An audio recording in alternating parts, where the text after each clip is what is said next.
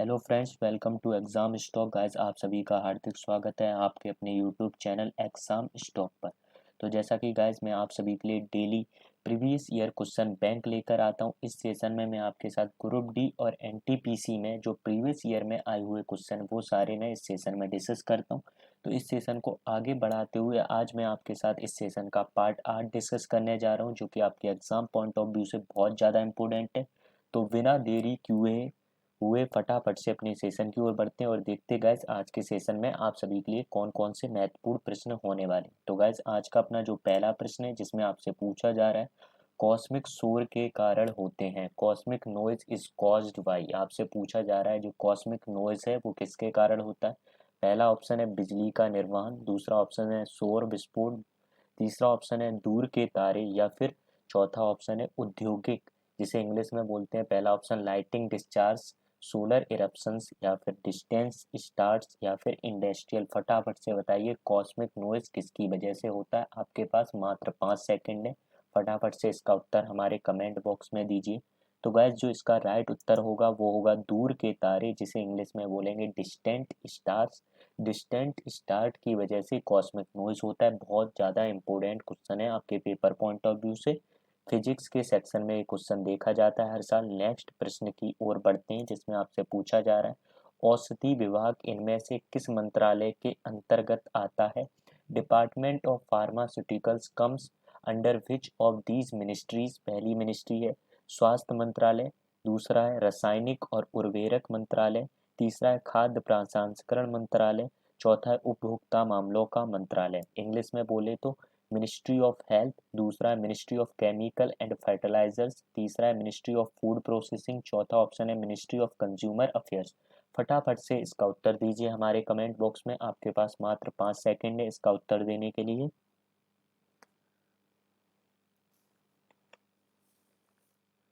तो गाइस जो इसका राइट उत्तर होगा वो होगा रासायनिक और उर्वरक मंत्रालय, जिसे बोलते हैं ministry of chemical and fertiliser. Ministry के अंतर्गत आता है औषधि विभाग, जिसे इंग्लिश में बोलते हैं डिपार्टमेंट ऑफ फार्मास्यूटिकल्स। हम नेक्स्ट प्रश्न की ओर बढ़ते हैं जिसमें आपसे पूछा जा रहा है, निम्नलिखित में से किस रंगीन प्रकाश में सबसे कम आवृत्ति होती है, आपको बताना है। Which of the following coloured light has the lowest frequency. फटाफट से इसका उत्तर दीजिए हमारे कमेंट बॉक्स में। आपके पास मात्र 5 सेकंड है इसका उत्तर देने के लिए।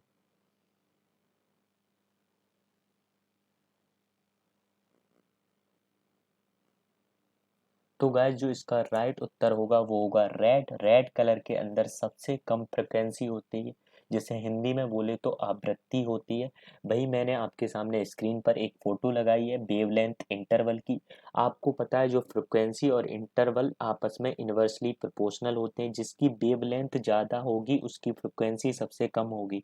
वेवलेंथ रेड की सबसे ज़्यादा होती है, इसलिए उसकी फ्रिक्वेंसी सबसे कम है। इतना आपको पता होना चाहिए। नेक्स्ट प्रश्न की ओर बढ़ते हैं जिसमें आपसे पूछा जा रहा है, भारत में व्हाइट डेजर्ट किस राज्य में मौजूद है।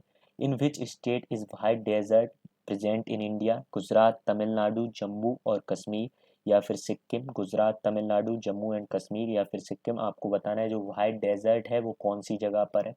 तो जो इसका राइट ऑप्शन होगा वो होगा गुजरात। गुजरात के अंदर व्हाइट डेजर्ट है। वहीं दुनिया का सबसे बड़ा डेजर्ट कौन सा है तो वह है अंटार्कटिका डेजर्ट। वहीं जो सारा डेजर्ट है वो तीसरे नंबर पर आता है। पहले नंबर पे आता है अंटार्कटिका डेजर्ट, दूसरे पे आता है आर्कटिक डेजर्ट, तीसरे नंबर पे आता है सारा डेजर्ट। इतनी जानकारी आपको और होनी चाहिए थी। नेक्स्ट प्रश्न की ओर बढ़ते हैं जिसमें आपसे पूछा जा रहा है, भारतीय संविधान के तहत निम्नलिखित में से कौन सा अधिनियम अनुच्छेद 21A द्वारा वर्णित है। पहला ऑप्शन शिक्षा का अधिकार, दूसरा ऑप्शन सूचना का अधिकार, लोगों का प्रतिनिधित्व, चौथा ऑप्शन धर्म का स्वतंत्रता का आधार अधिकार सॉरी। पहला ऑप्शन इंग्लिश में right to education, right to information, representation of the people, right to freedom of religion. फटाफट से इसका उत्तर दीजिए। जो आर्टिकल 21 है अपने भारतीय संविधान का वो किससे रिलेटेड है आपको ये बताना है। जो अपना आर्टिकल 21 है वो शिक्षा का अधिकार है, मतलब राइट टू एजुकेशन के अंतर्गत आता है आर्टिकल 21A। तो आपको पता होना चाहिए, ये क्वेश्चन बहुत बार एग्जाम में आता है। नेक्स्ट प्रश्न की ओर बढ़ते हैं जिसमें आपसे पूछा जा रहा है, मेक इन इंडिया लोगो किससे बना है, आपको बताना है। शेर कोक का बना हुआ, स्टील से बना ईगल है, कपास से बना चक्र है, या फिर टाइगर मेड ऑफ खादी का है? आपको बताना है लॉयन मेड ऑफ कॉक्स, ईगल मेड ऑफ स्टील, चक्र मेड ऑफ कॉटन या फिर टाइगर मेड ऑफ खादी।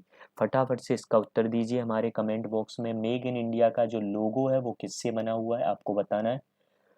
तो गाइस जो इसका राइट उत्तर होगा ना, वो होगा शेर कोक का बना हुआ है, जैसा कि आपको स्क्रीन पर दिख रहा होगा। मेक इन इंडिया का ये लोगो है। वही मैं आपको बता दूं 25 सितंबर 2014 में मेक इन इंडिया प्रोग्राम चलाया गया था अपने इंडिया में। नेक्स्ट प्रश्न की ओर बढ़ते हैं। भारतीय खेल में HIL का क्या अर्थ है? आपको बताना है in Indian sport what does HIL stand for? आपको पहला ऑप्शन है Himachal Indian lions, Haryana Indus league या फिर हॉकी इंडियन लीग या फिर हैदराबाद इंडियन लीग। फटाफट से इसका उत्तर दीजिए हमारे कमेंट बॉक्स में अगर आपको पता है। तो गाइस जो इसका राइट ऑप्शन वो होगा HIL का मतलब होता है full form hockey Indian league, जिसे हॉकी इंडियन लीग के नाम से जाना जाता है। बहुत ज़्यादा प्रसिद्ध है अपने भारत के अंदर। जो हॉकी इंडियन लीग की शुरुआत 2013 के अंदर में हुई थी और जो कि इसका लास्ट गेम हुआ था वो 2017 के अंदर में हुआ था। जो इसकी प्रेजेंटली में करंट चैंपियन टीम है वो है कलिंगा लैंसर्स, आपको पता होना चाहिए। वहीं सबसे ज़्यादा इसमें गोल किसने किए तो मैं आपको बता दूं एशली जैक्सन है, उनके द्वारा सबसे ज़्यादा गोल किए गए हैं इसके अंदर। तो आपको इतनी जानकारी इससे रिलेटेड और होनी चाहिए। नेक्स्ट की ओर बढ़ता हूँ। 15 अगस्त 1947 को भारत ने किस समय स्वतंत्रता प्राप्त की थी? सुबह, निवारक, मध्यरात्रि या फिर दोपहर? At what time did India gain independence of 15 अगस्त 1947? फटाफट से इसका उत्तर दीजिए हमारे कमेंट बॉक्स में। मॉर्निंग, मिड इवनिंग, मिडनाइट या फिर नून?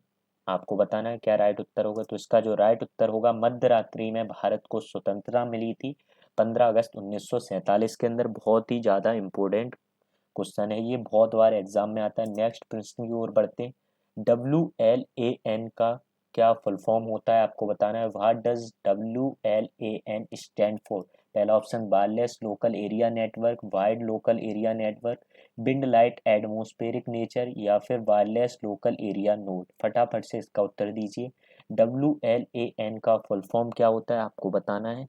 तो गाइस जो इसका राइट उत्तर होगा wireless local area network, WLAN का फुल फॉर्म होता है। ये बहुत बार आपके एग्जाम में पूछा जाता है, बहुत ही इंपॉर्टेंट है आपके एग्जाम पॉइंट ऑफ व्यू से। नेक्स्ट की ओर बढ़ते हैं।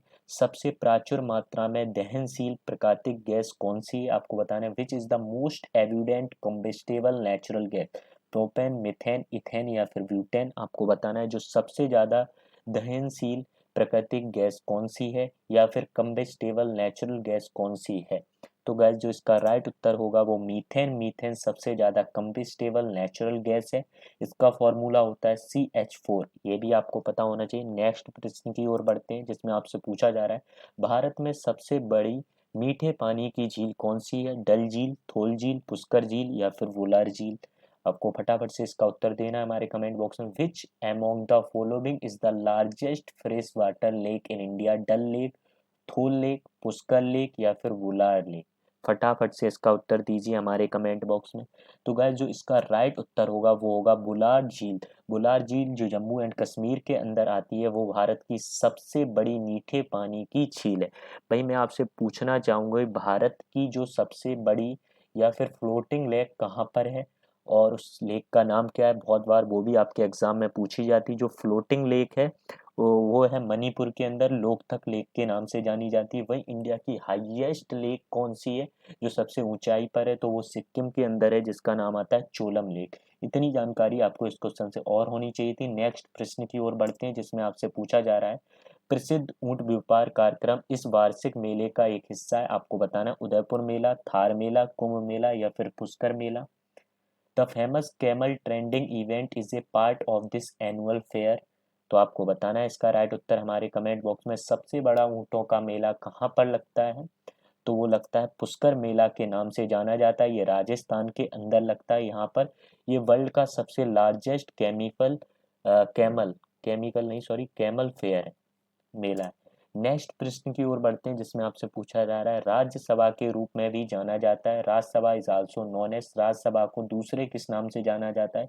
विधान परिषद, सीनियर हाउस, ऊपरी सदन या फिर निचला सदन? अपर हाउस या फिर लोअर हाउस, सीनियर हाउस या फिर लेजिस्लेटिव काउंसिल?